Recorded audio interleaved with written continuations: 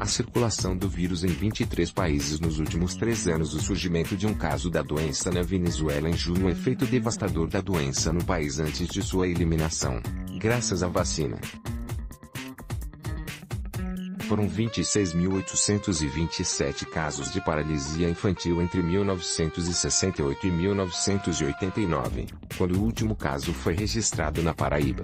Há um pico em 1975, com 3.596 casos.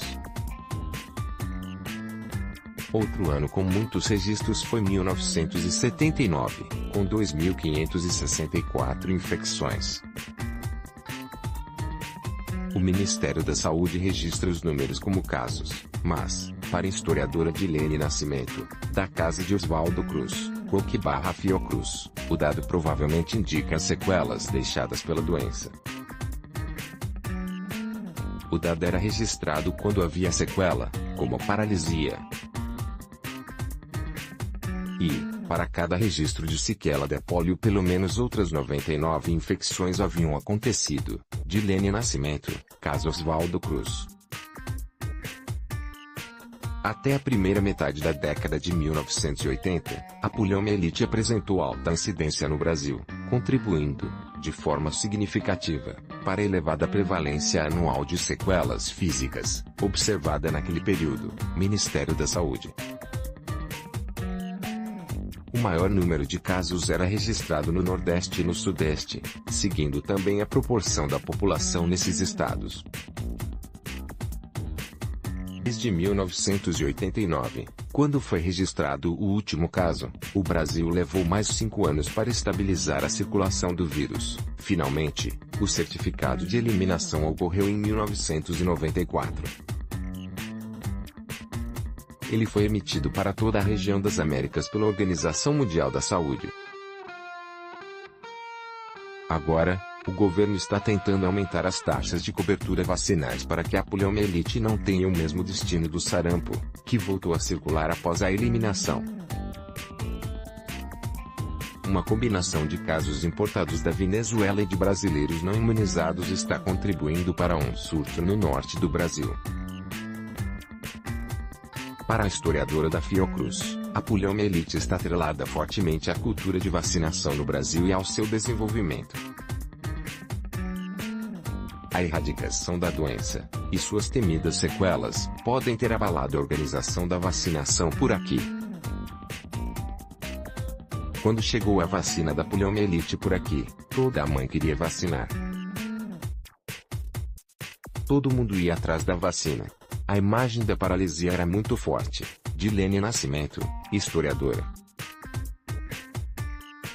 Casos de poliomielite no Brasil por região, 1968 a 1989. Fonte: Ministério da Saúde /gt/p.f.a.polio/cover/svs. Primeiros registros são do Egito Antigo. Primeiros sintomas parecem com gripe. A poliomielite é causada por um vírus e historiadores estimam que os primeiros registros tenham surgido no Antigo Egito, durante a 18ª dinastia, 1580 a 1350 AC. A principal via de transmissão é oral fecal e, por isso, más condições sanitárias também estão associadas a um maior número de infectados. O vírus da polio vive no intestino. A maior parte das infecções são subclínicas e não apresentam sintomas. O quadro é similar ao da gripe com febre e dor de garganta, mas há náuseas, vômitos, constipação e dores abdominais. Só 1% dos infectados vão desenvolver a forma paralítica da doença, que pode causar sequelas permanentes e insuficiência respiratórias. Segundo a Fiocruz, a paralisia ataca os membros inferiores muitas vezes de forma assimétrica, com apenas um dos membros sendo afetado. A paralisia começa a ser percebida com perda de força nos membros atingidos e perda dos reflexos. A polio no Brasil e a superação da doença no Brasil. Os primeiros casos foram identificados em artigo publicado por Fernandes Figueira em 1911, informa Dilene Nascimento, historiadora da casa de Oswaldo Cruz, Fiocruz. partir da década de 1930, começaram a surgir epidemias importantes em vários estados do Brasil.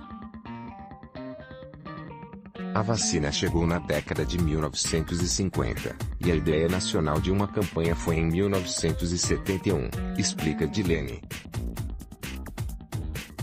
As campanhas de vacinação antes disso eram esparsas, com cada estado com a sua experiência. Dilene explica que a assistência a crianças era precária e que não havia ideia de vacinação disponível em postos de saúde. Não havia essa ideia de postos de saúde no Brasil. Não tinha SUS, não tinha vacina disponível um ano inteiro, não tinha nem campanha nacional. O controle da poliomielite foi uma vitória do setor saúde. Em 1979, o Dr. Valdir Acoverdi levou médicos sanitaristas e muita gente com experiência em controle de vacinação e doenças infecciosas para o Ministério da Saúde. O Brasil venceu a doença com experiência e gente disposta, relata a historiadora. Na época, mais de um tipo de vacina era aplicado no mundo. O Brasil chegou a ter 2 tipos de vacina até que optou pela vacina oral, desenvolvida pelo pesquisador Albert Sabin, e que tinha a recomendação da Organização Mundial de Saúde e da Associação Médica Americana. Foi apenas a partir de 1971 que uma campanha nacional foi colocada em ação. Até este ano, as campanhas de vacinação contra a polio sofriam com problemas de distribuição e eram com frequência descontinuadas. Dilene explica que foram realizados dias nacionais de vacinação, com a indicação de vacinar todas as crianças menores de 5 anos de idade, a partir dos anos 1980. Com esses dias nacionais de vacinação, a cada foram diminuindo os casos de poliomielite. A vacinação era feita em todo lugar: escola, igreja, associações. O controle da poliomielite, indica a historiadora, ajudou a estruturar todo o plano de imunizações do país.